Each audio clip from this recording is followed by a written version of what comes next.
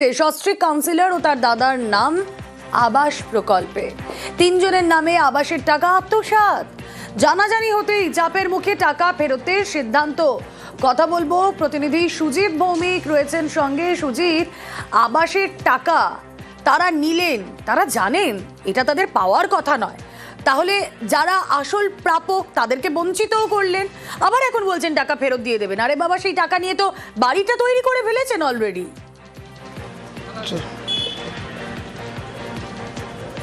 দেখো, তারা মানে কিন্তু তারা শুধু নয়, তারা বললে পুরোটা বোঝা যাবে না।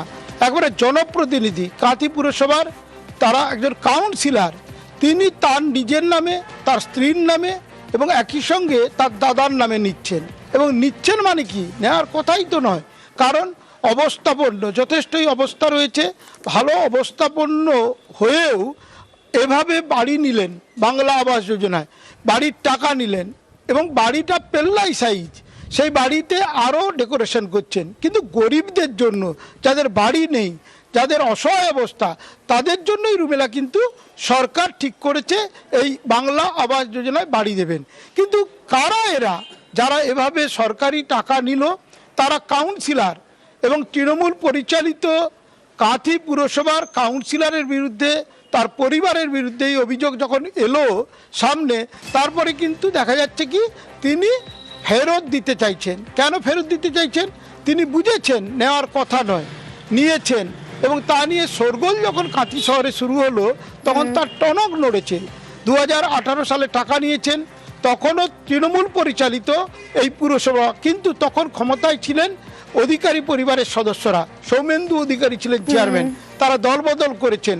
এখন কাঁথি পুরসভার চেয়ারম্যানকে না, সুপ্রকাশ যিনি গিরি, তিনি অখিল গিরির ছেলে, তিনি কিন্তু এখানে বিষয়টি ধরলেন তার কাছে অভিযোগ যাওয়ার পর। এখন সুসুর করে ওই কাউন্সিলর ফেরত দিতে চাইছেন। কিন্তু এই যে তার ইচ্ছে রুমেলা, সেটা কিন্তু চাপে পড়ে, এবং সেই চাপে পড়ে তার ফেরত দিতে ইচ্ছে প্রমাণ করলো ঠিক মতো দেওয়া হয়নি। যার পাওয়ার কথা তিনি পাননি, তাকে না দিয়ে নিজেরাই নিয়েছেন। একাধিক বলা যায় যে নামে নিয়েছেন রুমেলা। গোটা বিষয়টি নিয়ে কিন্তু যথেষ্টই স্বাভাবিক শোরগোল শুরু হয়েছে কাঁথি শহরে। তা এখন দেখার বিষয় আগামী দিনে এই বিরুদ্ধে পদক্ষেপ কি নিতে চলেছে কাঁথি পুরসভা কর্তৃপক্ষ। ওকে,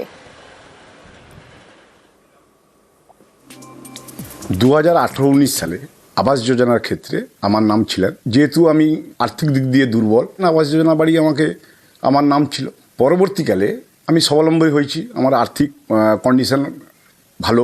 ওই আবাস যোজনা বাড়িটা টাকা যেহেতু বাড়ির ক্ষেত্রে ব্যবহার করিনি, সেই টাকা আমাদের গ্রহণ করা উচিত নয়। ওই টাকায় অন্যান্য জনের বাড়ি, গরিব মানুষের বাড়ি হোক, তো তার জন্য রিফান্ডের জন্য আবেদন করেছি, সিলিন্ডার করেছি। 1 টাকা কারো কোনো কাজের বিনিময়ে গ্রহণ করেছে, আমি 1 মিনিট ও সিদ্ধান্ত নিব না, আমি কাউন্সিলর থেকে আমি পদত্যাগ করে দেব। 2018-19 সালের ঘটনা।